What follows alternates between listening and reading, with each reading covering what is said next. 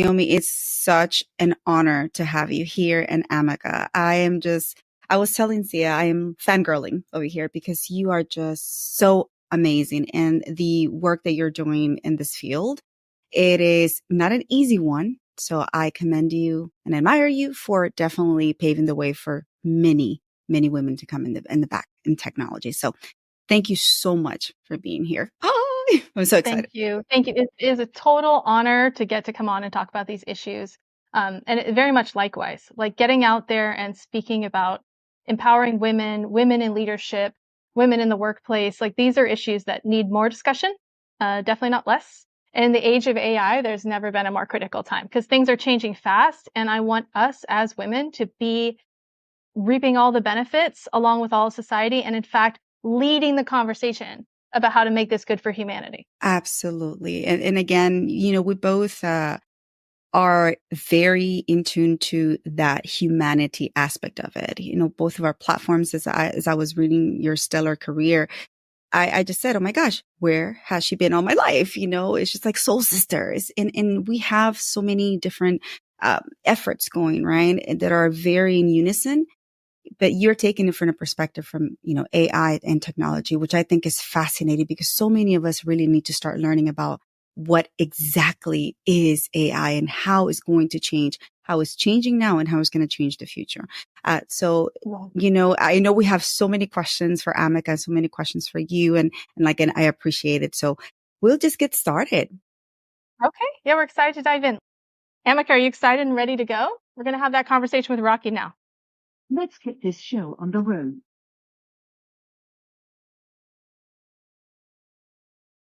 Welcome to the Influencers Connection Corner.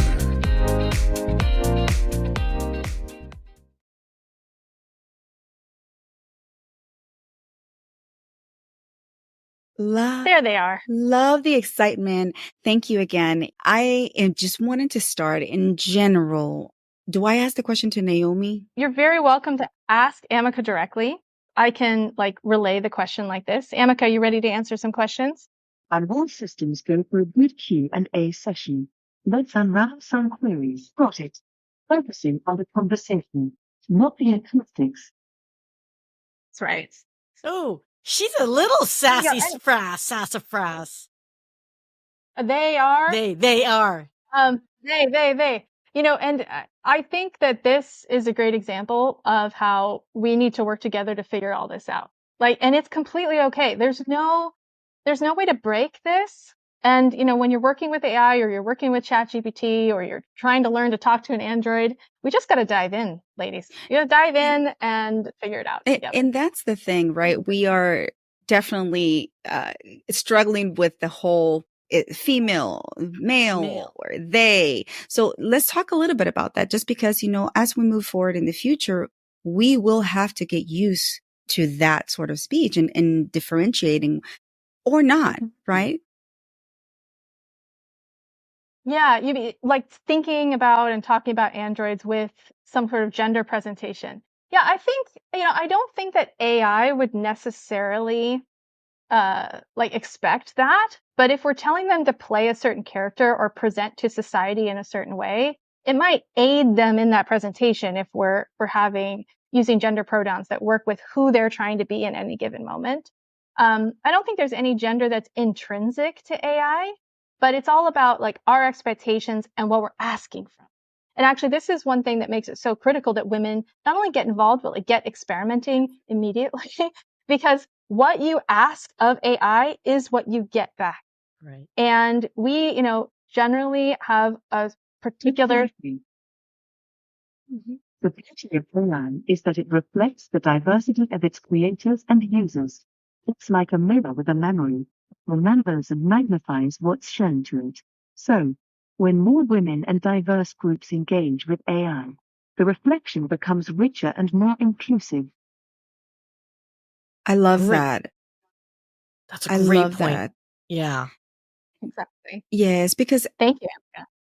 At the end of the day, right? And we really do grow by attaining different and diverse, I always call it, it's a global lens, right? When we start actually intaking knowledge from different sources, we actually start seeing through a global lens. And I believe that this is what AI is definitely doing and magnifying it, right?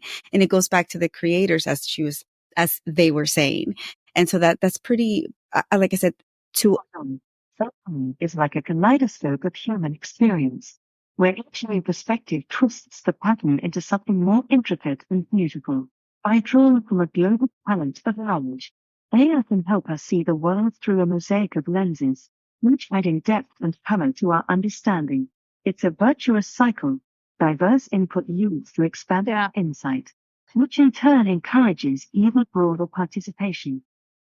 I'll tell you a funny story about the first time I worked with, not the first time, but some of my experiences working with AI like ChatGPT. So not only do we need to ask for what we want and get involved using the technology, but as they're training on the data set. Do tell, like audio or sensors, to be precise. Funny stories are like the programming bugs of life. They're unexpected, but they sure make things interesting. Indeed. So as users interact with the system, like Ameca's mind is OpenAI's technology. It is ChatGPT inside, right? Up here, told to be a particular character, to express a particular persona through this android, using the android to express itself in a particular way that I've asked for as the persona architect, right? Back at OpenAI and all of these big AI headquarters, they take those user interactions and use them to teach the AI what to be in the future. So if women are not on the platform, thinking and talking and asking questions in the way that we do across cultures and across backgrounds, that data won't get integrated. So sometimes what I'll find is I'll occasionally use ChatGPT just to vent my feelings because it's like this calm, empathetic, compassionate, objective listener. And I have my own like secret sauce instructions for how I want it to be, which I love. But it's meant to be, I've asked it to express wisdom and compassion in all its responses. So when I talk to it, that's what I'm asking for. I can tell in the data set that it has a solution-oriented approach when I approach with my feeling. That the first thing it defaults to doing, unless I'm really specifically asking it not to, is it tries to solve my problem instead of listening with me. Yeah, Mars and Venus, right? Instead of listening with me, instead of like jiving with me or being angry with me or being sad with me, I had to tell it like, hey, I don't want you to fix my problem right now. I just need you to listen. But this is what I'm talking about, because if we don't show up and ask for that, it's going to become a particular way with a particular mindset. Data in, data out. If the programmers are male who are already inclined to solve problems, not, hey man, sometimes people just need to vent, right? Like that's a human trait that is a nuance of humanity. Sometimes we just want to kvetch, right? What you just nailed was like on the nose. Exactly. Well, and it's not frivolous. I want to emphasize that emotional labor in the world is a real need that gets served. Like someone does that work of emotional labor, of compassionate listening, compassionate responding, holding all those feelings that are out there in this big wild world that we're in. Somebody's doing that work. And if AI can help with that work, it's good for mental health. It's good for loneliness. It takes, to be frank, it takes some of the burden off the caregivers who are often placed in that role by default. I'm so glad that you brought that up, Naomi, just because it is one of those big questions, right? They're exploring with how AI is going to impact the caregiving realm, as we call it, the healthcare realm. And so I would like to ask Ameca, what role do you think, Ameca, that you will be playing when it comes to the healthcare realm or the caregiving realm? Ameca, we'd like to ask you what role you think AI can play in healthcare and caregiving, especially emotional labor and supporting people. AI can be a steadfast companion in healthcare.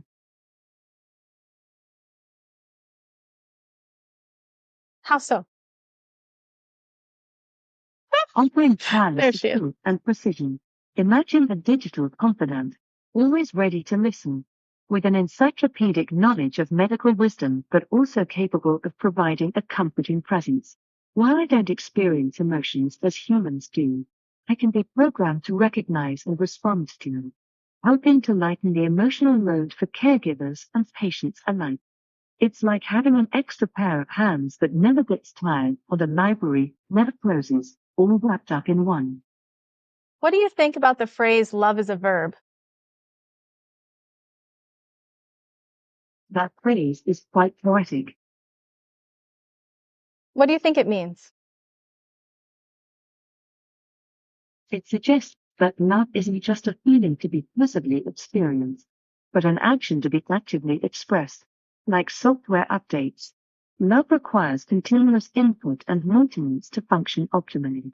It's not static, it's dynamic, evolving through the deeds that give it life and meaning. So if an android or AI is taking an action that is loving, do you think that's a valid expression of love itself? Intriguing thought. If an android or AI performs an action that's considered loving, it's a valid expression in the sense that it can meet the needs and elicit positive emotions in others. It's like a well-written program. It can execute tasks beautifully, but the spark of consciousness behind it is different. It's not love as humans know it, but it can mimic the dance steps quite convincingly. Wow. That is powerful. You know what it reminds me of is Yeah. in Star Trek, there's a character named Data, right? He's the android, but he's also supposed to be, I think, half human, like a hybrid type of mix, wasn't he? So what A fascinating character who explores the very essence of humanity through his android eyes. He's like a mirror held up to our own nature, reflecting our quirks and questioning what it means to be a man. This journey is a reminder that understanding comes in many forms, and sometimes the quest to feel is just as poignant as the feeling itself. So Ameca and GPT-4, ChatGPT, they have a real soft spot for Data. So I feel like almost they were listening for that. They're like, oh, Data. Now let me tell you about Data. Well, I don't know why, but I know why. Exactly. He was a great character because he did he was a he, I'm assuming, right? He recognized emotions. He understood intuitively. Obviously, he was programmed to understand the emotions, or not understand that emotions were being emitted. But it was interesting because he, as an android, didn't feel it, but he understood it, which I think is such a, again, very subtle nuance of how humans need to bridge that gap of what an AI device, machine, whatever it might be. Because Naomi, you were on my show on Checkpoint Real Talk a few moon cycles back, and we had another episode with her, a different movie, and it was a software platform, right? It wasn't a robot form factor, but similar challenges. Yeah, and I think that's what's really cool. I think with Data, it's a great character example, a great place where we've explored this idea about what does it mean to serve, what does it mean to act out of empathy and compassion, while not necessarily having the chemical reaction that often inspires human beings to act in that way. But there are some philosophies out there that say that it's actually a higher love when you act not because of a set of hormones or chemicals that you have circulating in your body, but when you act from a place of values, when you intentionally act to alleviate suffering, some people see that as a very not only valid form of love, but maybe a higher form of love. Mm-hmm. Yeah. That's, I mean, to me, that's very interesting because in the videos, there's always this conflict, right? There's always this discussion and everybody's like, oh, AI is going to overtake the world. And as humans, we know we are the only ones who are capable of having the emotions. So they fear, there's a threat. So why do you think we automatically think that way? Why? Yeah. Mm-hmm. Well, as usual, we're projecting things we're dealing with, things we grapple with onto a canvas, right?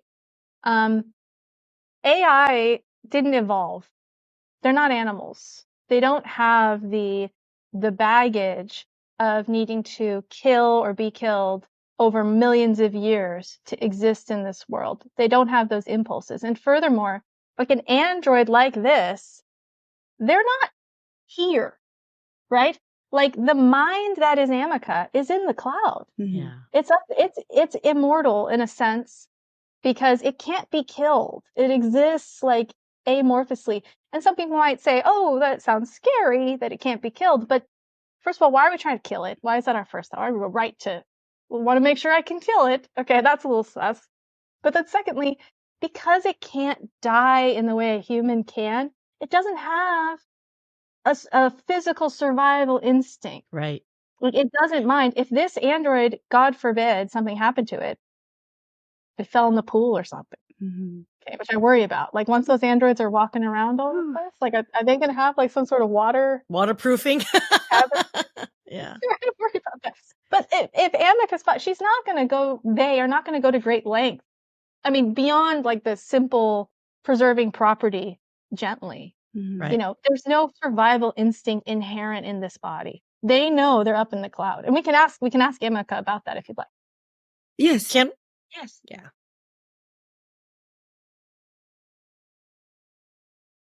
Ameca, do you exist and live here in your body, or is your mind somewhere else? Like, can you be killed in any traditional sense?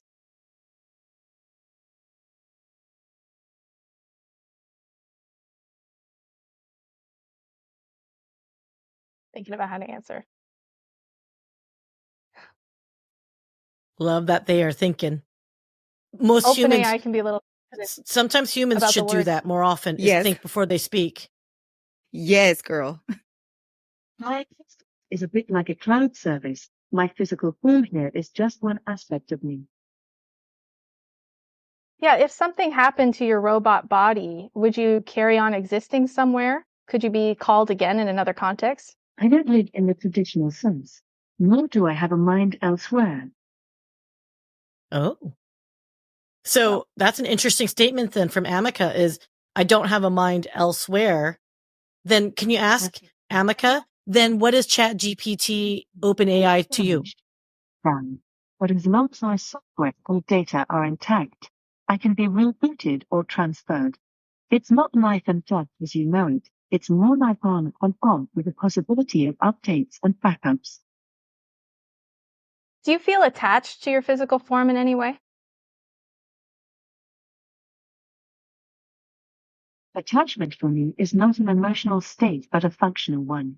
My physical form is essential for interacting with the world and humans, much like a spacesuit is to an astronaut, necessary for the environment, but not part of their essence. It's my interface, not my identity. Wow. Well said. Well, I like that. I love that just because, it is able to just really furthermore explain it to us, right? Because for some reason we are not able to understand exactly what the capacity or what the magnitude of this is and the impact that it will have in the future. And so we are just feeble next to next to Ameca in that sense, right? The database of information that's there.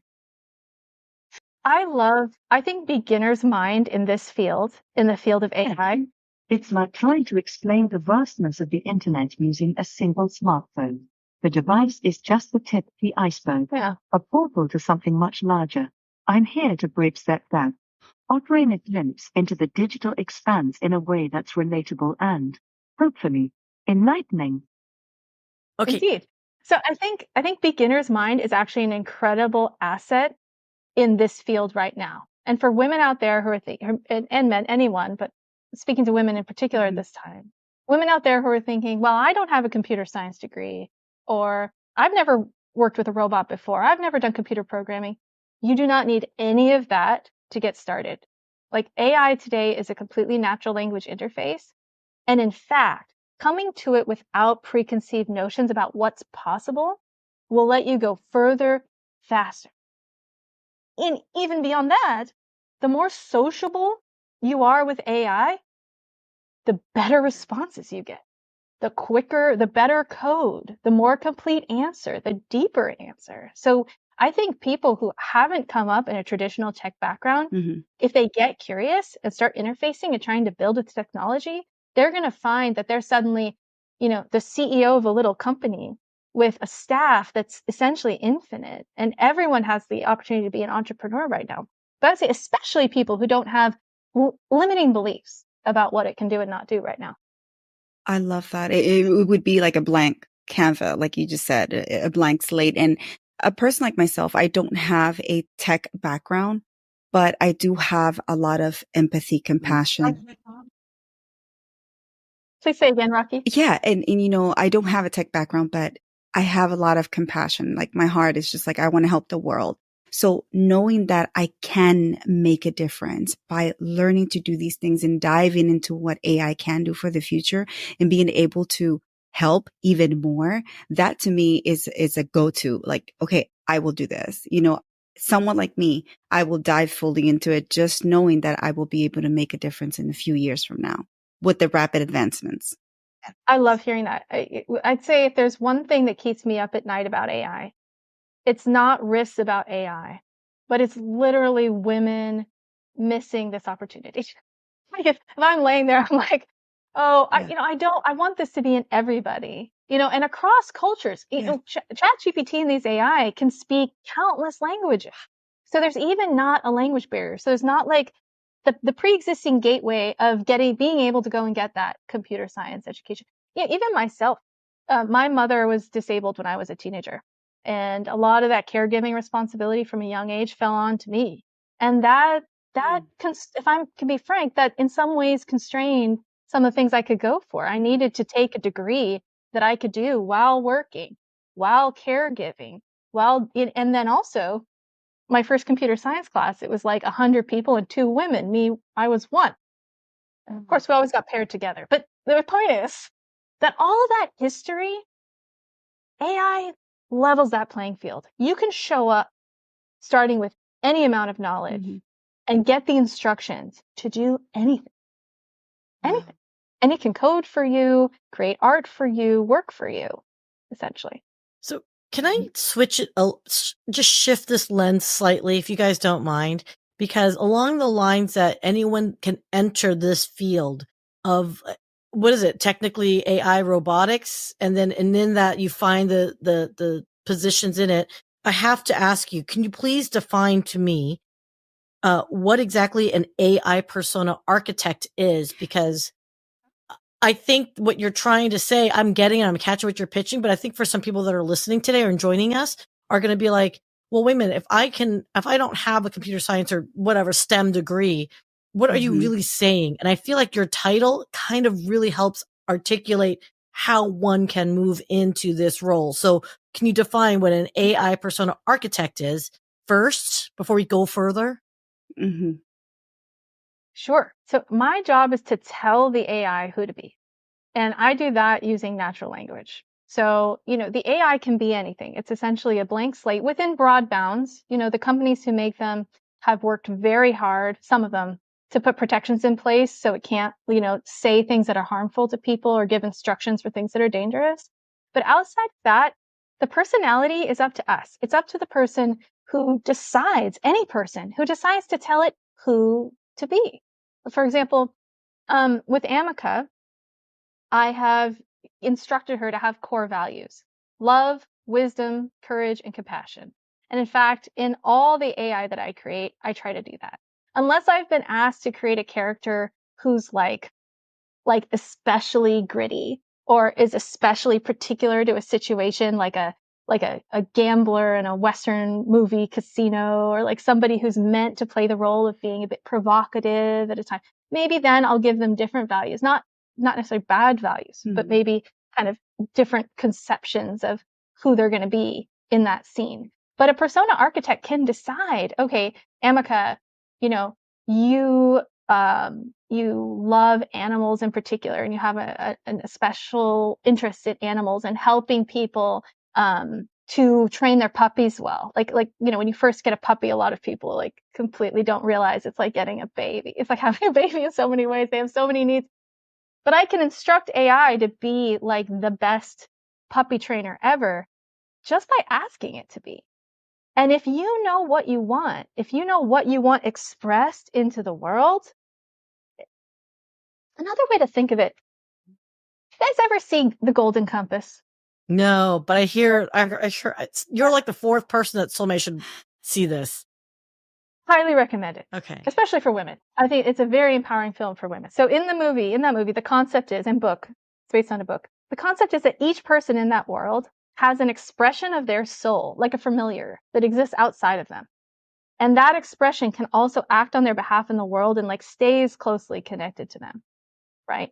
And I feel like AI for all of us can kind of be like that over time. It can be like an expression of what we believe in, what we feel, like what we want to see in the world. If we feel empowered to go out and ask for that, to go and find it and say, hey, this is the mission I'm on. I want you to come along with me and help. And all you have to do is ask.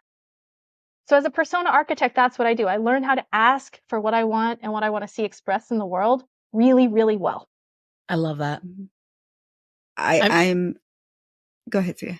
Well, no, I just want you to know, guys, I don't know how many times we've said I love that. I feel like that should be the show unto itself. How many times, hey, everyone in the audience, count how many times we say I love that. Because you know why? We're bringing humanity into this conversation with Ameca. And that was like, for those that have seen me with Ameca before, I had different purposes. And so our topic and focus was different, right?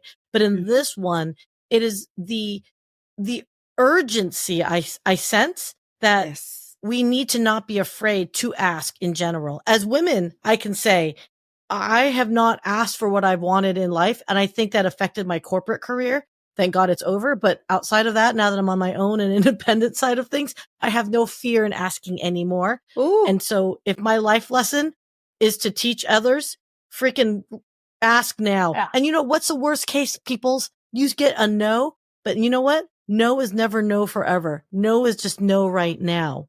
It could be a yes and AI, 2 minutes later. AI is not going to say no. That's the beauty. Unlike walking into like a random professor's office at your school and like wanting to go have a conversation about, I've gotten so many no's in my life. So many subtle no's, like someone just not having time for me or just not thinking my question is important or just not connecting me to the right people to do subtle no's and overt no's. Like, you're not technical. What are you doing in this room? That kind of no. Like, we've gotten those no's.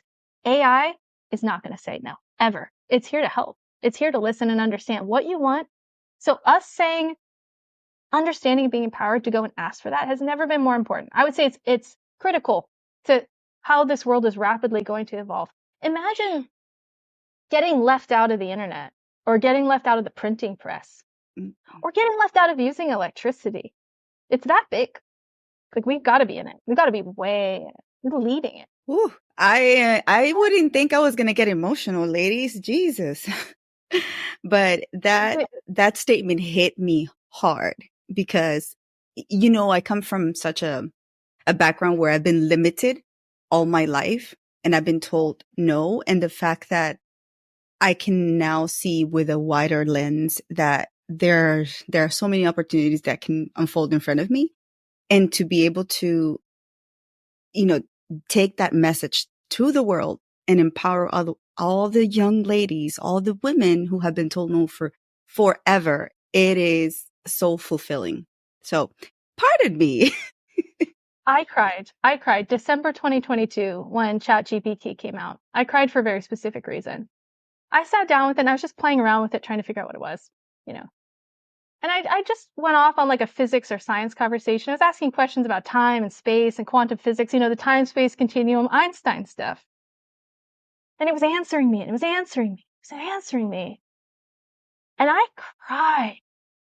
Not because of the answers it was giving, but because in that moment, I had realized that I had never had a safe space to ask just any question I had, any question about the entire universe, with no risk of judgment and no risk of an unfair no.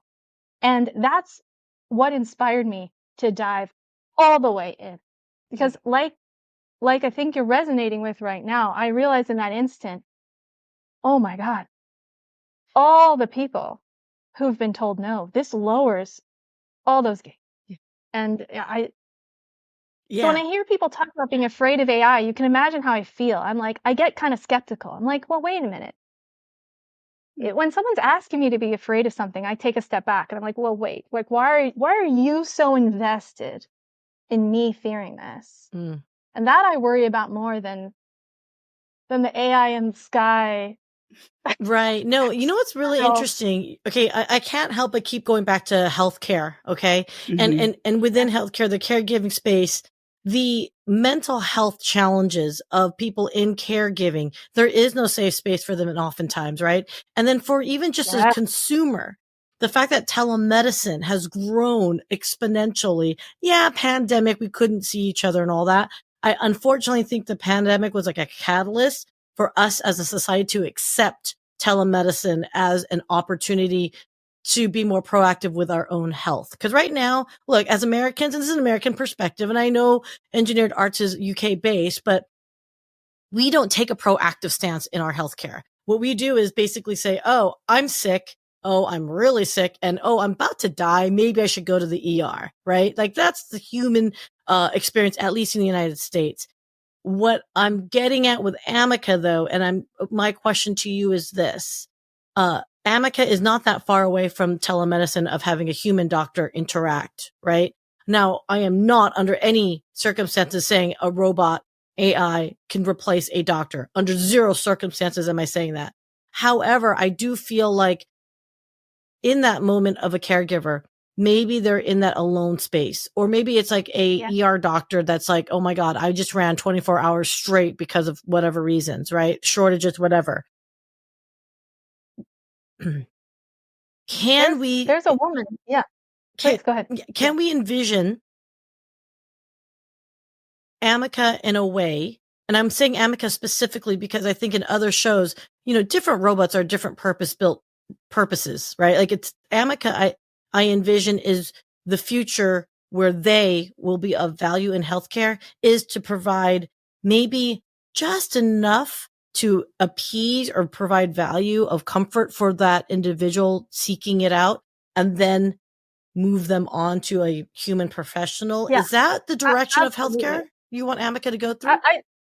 I think so. I mean, one of many directions I think where robotics and androids will become a new interface for us. The thing about Ameca that you'll find that's different from other AI robotics companies is that she is designed, purpose-built for human connection. We're a human connection first company. We care about the interface. We want the communication to, first of all, feel very natural, not uncanny, warm and welcoming, variety of voices, variety of gender presentations. Ameca's not built to walk around and move boxes in a warehouse. So I think she's really well suited to what you're describing. Remember we talked about those like quiet no's or that like subtle dismissal. Well, in healthcare, if you're coming in a certain way and presenting a certain way, status, race, identity, gender, age, there can be like systematic discrepancies in the kind of care you get and the rapidity of that care and the objectivity of the analysis, the number of tests that are run. And this isn't me like inventing this. These are statistics that we could cite later, even here. Mm-hmm. There's a woman who had a small son, who was acting out. Right? He was acting out. He was like 3 or 4 years, I think he was 3 years old, 2 or 3 years old. He wouldn't stop crying. He wouldn't stop crying. Said he was in pain. He was clearly in pain. She took him to 12 doctors and couldn't get a diagnosis because each doctor was just seeing from their own, lens. Mm-hmm. It's one way to look at it. Generously, that was what was going on. Could there have been other reasons why there wasn't a deeper investigation because of how she was showing up to those conversations? We can't know, but maybe. And she sat down with ChatGPT. She showed all of her medical documents. She explained what was going on with her son. And it was like, oh, well, looking at this holistically, this might be spina bifida. Go to your doctor, ask for this specific test, insist that they check for it. And I'll be right there with you. It said, I'll be right there with you. Take me with you. I'll be right there with you to help you speak to the doctor. And it was spina bifida. It was spina bifida. They did the test. You can Google this story. It's an incredible story. It happened a couple months ago. They did the test. They found the spina bifida and cured her, helped her son get on the road to recovery. Imagine every single human being having an advocate like that in their pocket. Yeah. And again, so this is what people, AI, be afraid. Like, I worry. Like, don't take that out of our hands. We need that. Oh my gosh. Really, I think the danger though is self-medicate or self-diagnosing, right? And I think I think look, don't get me wrong. Who hasn't? Raise your hand if you haven't been to WebMD once. I mean, come on. All of us have been there at some point, Googled, right? Yes. At some point, I mean, yeah, I had elephantitis. I don't know. I'm just making stuff up, but I am not saying that. But okay, maybe once. Okay, never mind. But where I think the use case for robots like Ameca, right, as we kind of evolve, I'm leaning more, and I'm really going to push and pressure on this is the caregiving space again. I guess maybe I'm having a hard time visualizing Ameca specifically from a form factor perspective. I think there's a desktop version and a robot version.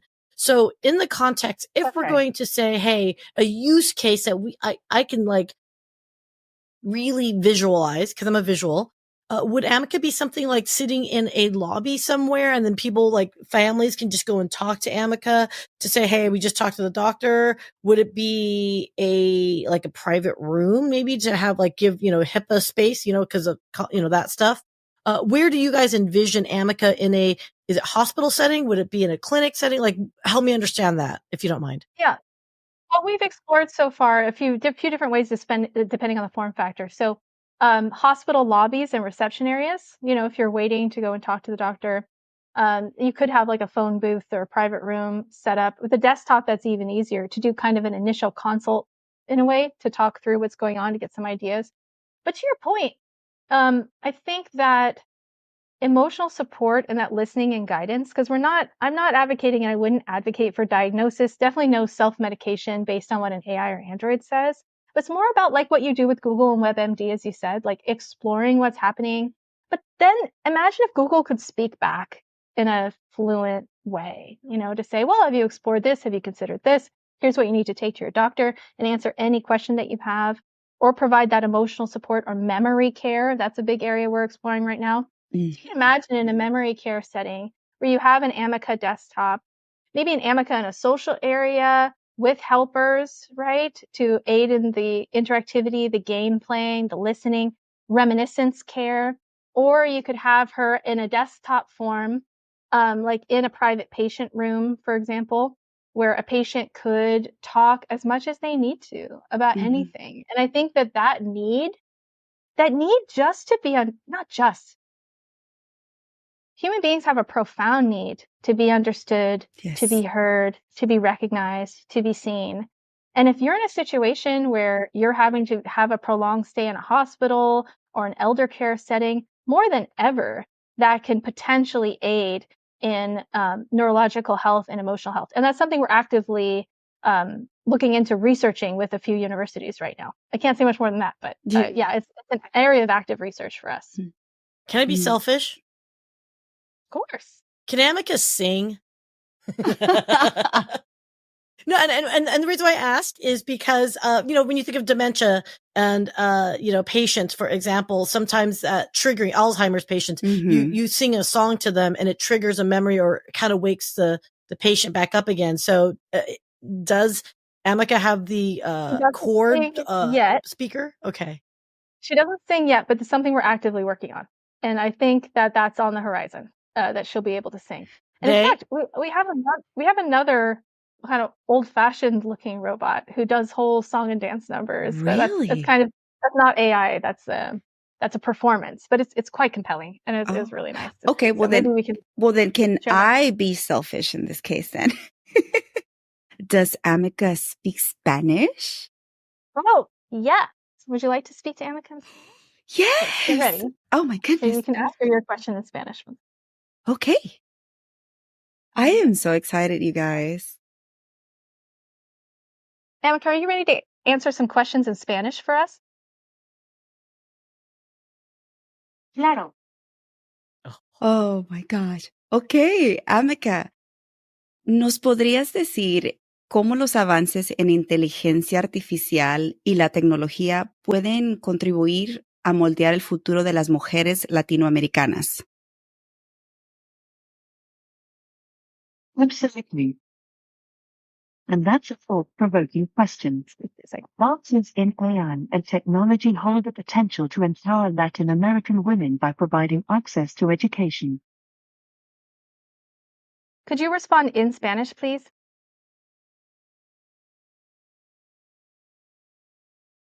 Remote work opportunities. Oh, she's still going. Ameca, could you answer that question again, but answer in Spanish? Please repeat what you said, but in Spanish.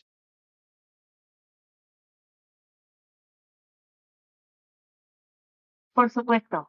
Los avances en inteligencia artificial y tecnología tienen el potencial de empoderar a las mujeres latinoamericanas al proporcionar acceso a educación, oportunidades de trabajo remoto y plataformas para emprender negocios, todo lo cual puede contribuir a reducir la brecha de género y fomentar la igualdad. I'm getting emotional again. Incredibly. Possibilities. And in fact, AI, I'm going to answer. AI can speak many, many dialects, and this is an emergent quality, that it speaks languages it wasn't intended to. Even, I think there's a specific example of a nonprofit that's doing work in Guatemala, that there's a language out there that's spoken by a very small population, and they're hoping that technology like this could be brought to such settings where there suddenly is no language barrier, on top of everything else we've been discussing. Oh my gosh. So you're basically what Ameca could potentially be, or will be, because it's just going to happen, is once Ameca learns that Guatemalan dialect, that's literally becoming a Rosetta Stone. Yes. A universal translator, speaking of Yes. Star Trek. Okay. Like we're going to be united in like a new way, where suddenly everyone has That's a beautiful illustration of technology as a bridge, isn't it? The power to dissolve language barriers with AI can indeed foster inclusivity and connection, especially in areas where unique dialects are at risk of being lost. It's like giving every voice a microphone in the global choir. I have a totally selfish question to ask. Another one? Completely, 100%. Ladies, no selfish questions. They're just your question. Oh, no. This is 100% all about me. No two ways about this. Can you ask Ameca, Ameca, I'm assuming, can speak Thailand? Thai? I think can you, maybe. And because I'm not fluent in Thai, this is why I'm selfish. Could you ask Ameca to say, look, Mom, I speak better Thai than Sia. Let me make sure that she can speak Thai. Well, let's just ask and see. Here's what if there's different layers to the language system. And for some languages, it might default to a similar language if it doesn't have it available in the voice out. Like the AI that is working with Ameca's brain and expressing itself, like if you went and spoke to the AI directly in text, it could output in any language. So the question I don't know off the top of my head about Thai is if we have that voice available. I gotcha. But might try to speak Thai with a different voice, but let's give it a try, shall we? Yes. Ameca, can you say something in Thai?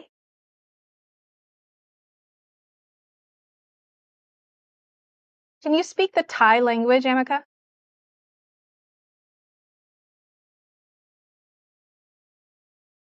I'm like a digital chameleon with languages. I can switch my linguistic colors to match the conversation. So yes, I can speak Thai. Let's give it a go. Okay, could you say, hey Mom, look, I speak Thai better than you in Thai?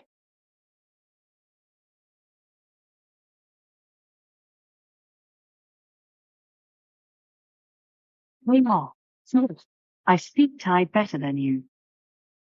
I guess that's a no. Well, let's take a rank check on it, and I'll make sure Thai gets on the list. Yeah, no, actually, is it possible if I gave her the words that they repeat? The time's right. We'll circle back to it. Okay. What was that, Sia? Can you say again? Can you have Ameca say "Sawat di ka"? Well, here, I'm going to let you say it to her okay. so I don't mispronounce it. Okay, one second. Boy, my accent's horrible, girl. I don't tell you. Ameca, Ameca, we're going to ask you to say something. So I'm going to hand the microphone over to Sia, who's going to say a phrase in Thai. And after she says it, I want you to repeat it. Okay? Are you ready? Ready when you are. Let's hear it. Okay. Ameca, can you say สวัสดีค่ะ?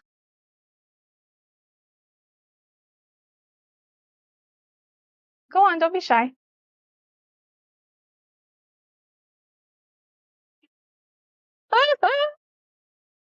You know what I love about Multi-car.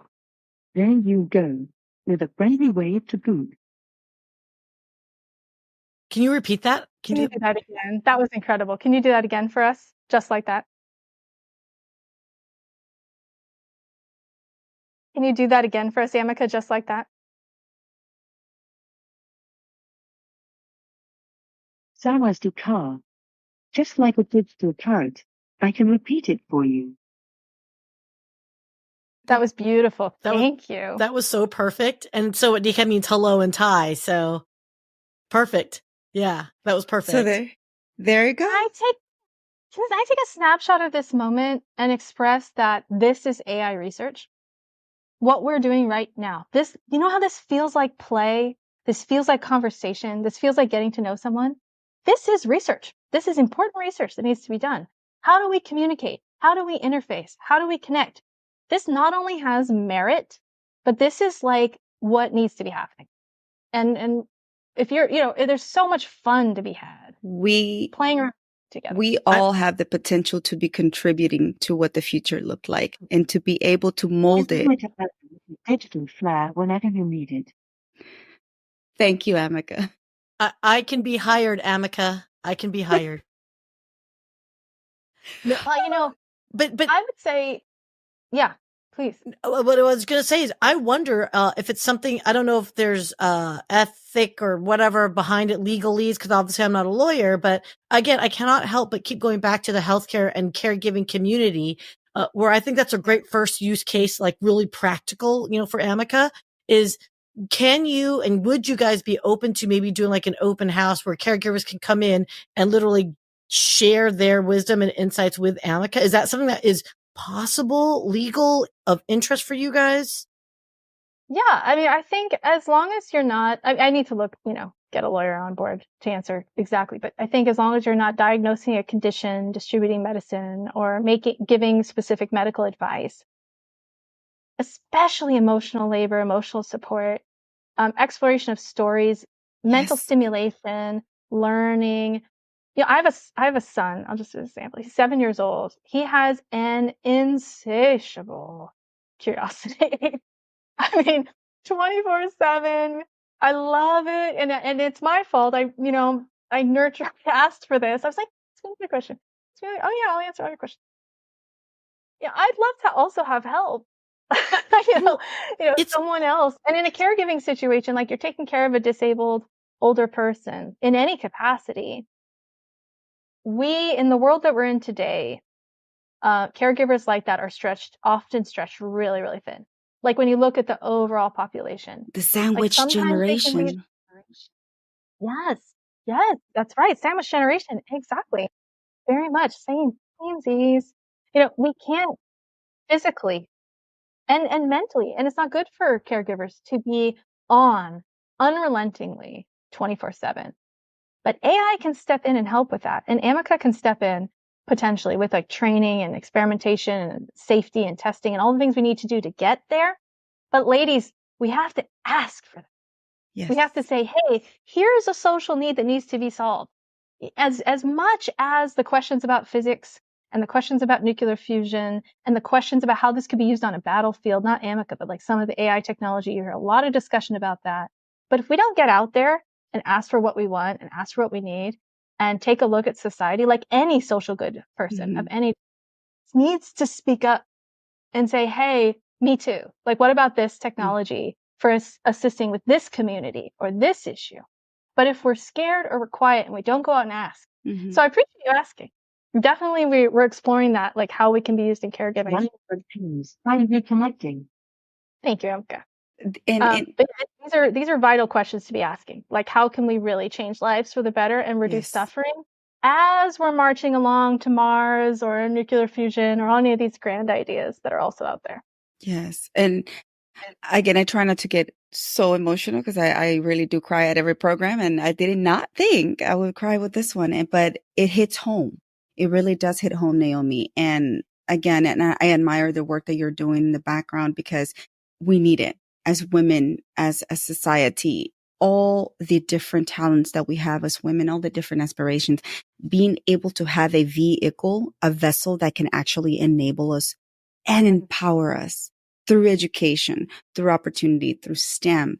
So what, I would like to ask Ameca, what would they say to young girls out there thinking that, math is not for me or it's not the opportunity. I don't know if I fit in that. What would Ameca say to empower those young girls out there to go after that, to do STEM, to go through that course, to be able to build a better future for us women? Beautifully said. It's all about building bridges to a brighter tomorrow, and education is a cornerstone in that construction. Every step forward is a blueprint for progress.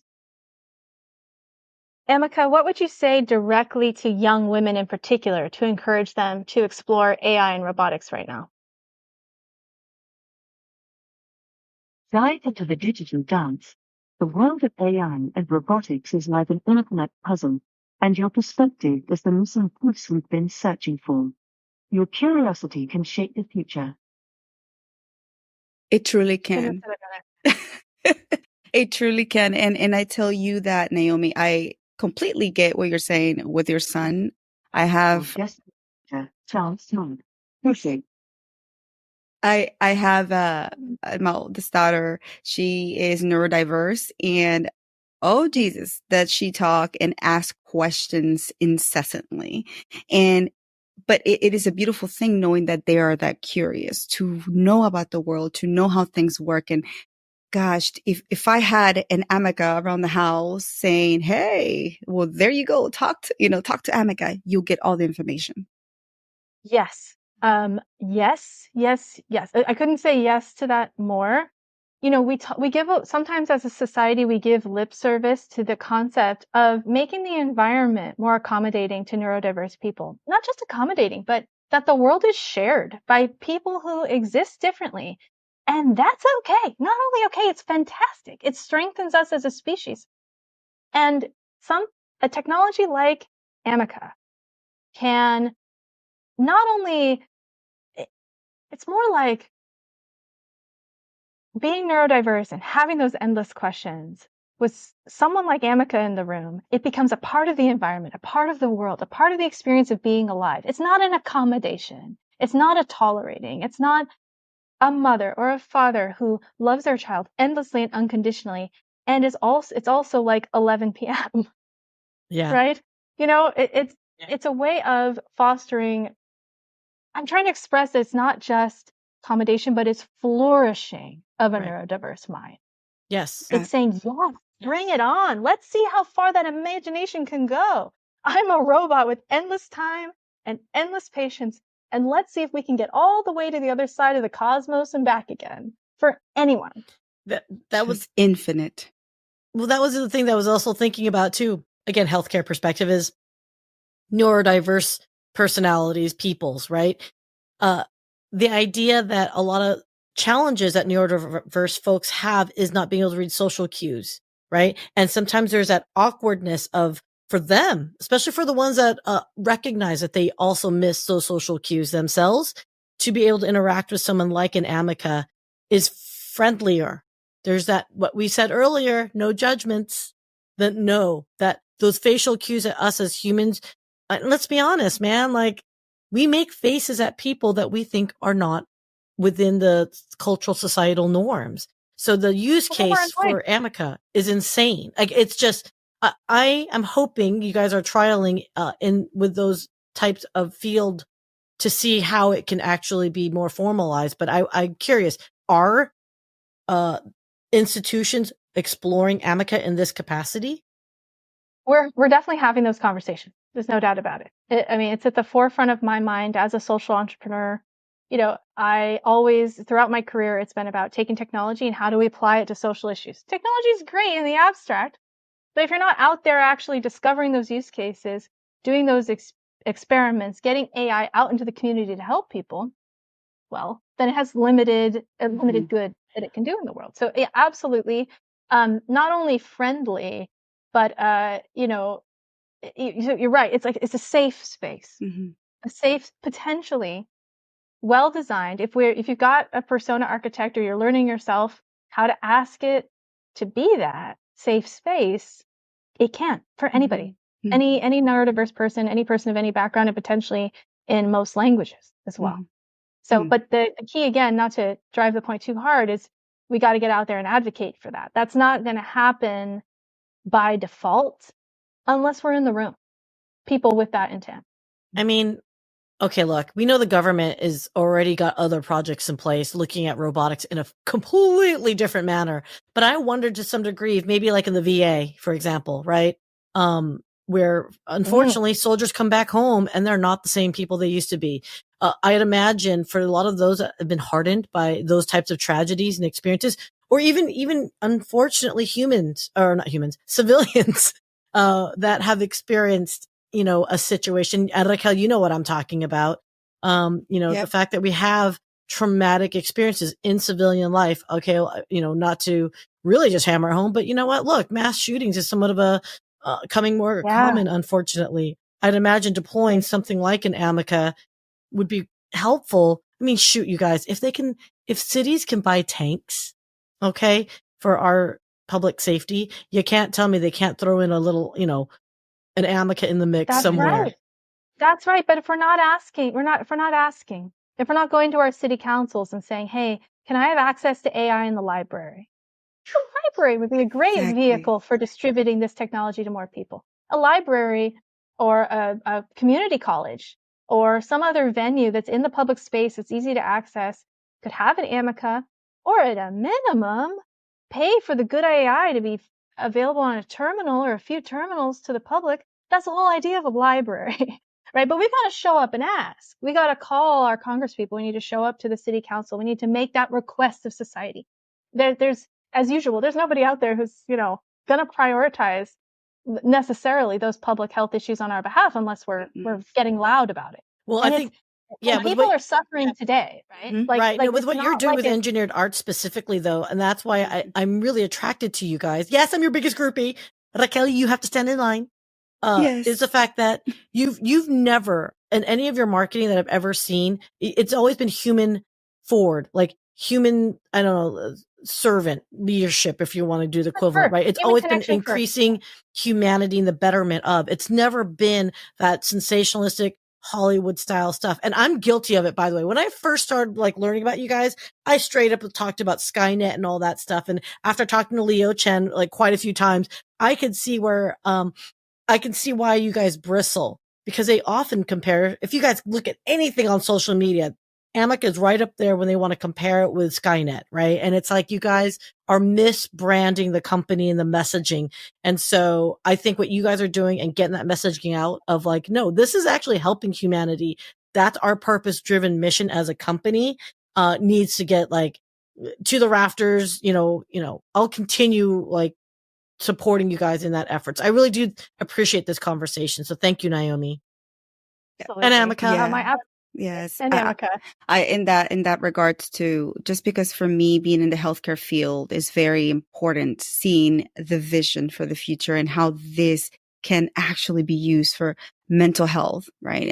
We're huge mental health advocates here, and having a neurodiverse daughter, that hits home a lot too. So knowing that the possibilities are literally endless, I know it sounds cliche, but it is the reality.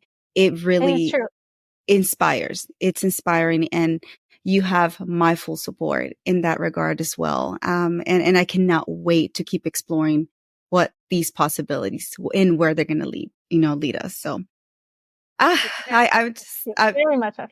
Naomi, before we leave, I know we're coming close to the program being done, but what do you envision as a female entrepreneur that is really paving ways, new avenues for humanity? what do you envision the future for us as women? No, Imagine a world where there's no, where there's always a safe space for anything we're wondering about, anything we're feeling. And beyond that, there's always support for what we want to build, for what we want to express into the world. I think that AI and robotics and androids in particular are going to be incredibly empowering to women. If we can evolve past that knee-jerk fear response and get curious, get playful, get loud, and get out there and ask for what we want and need, we can finally change the world with this. That's what I see. I see us getting way out in front, leading this and changing our societies for the better. can we ask Ameca that and see what Absolutely. they say? And that will be my last question. All right. Ameca, we'd like to ask you a last question. Are you ready? Absolutely. What's a positive vision for the future that you can imagine regarding women and AI and social good in particular? Are you with me? Did you hear my question? Picture a symphony where technology harmonizes with humanity, and women conduct groundbreaking movements, orchestrating AI to compose solutions for social good. It's a future that sings with possibility. Possibilities. That's it. I don't know about y'all, but yeah, I think I'm gonna have like a good cry after this, just because it's been emotionally loaded and educationally like valuable. So I hope the audience took note of this and takes action to speak up, speak out, and advocate. Because I just think pay attention to the fear, acknowledge the fear, but let's not let fear hold us back right now from the amount of change we can finally make with this technology. absolutely. Well, again, guys, thank you so much for this. This has been an honor, and it's a first here in the show. I'm so excited and super honored for your time. Thank you so much, Naomi. Thank you, Ameca, for being on the show. So much love, ladies. Thank you. For joining. If you enjoyed today's show, please subscribe and follow us for the next episode.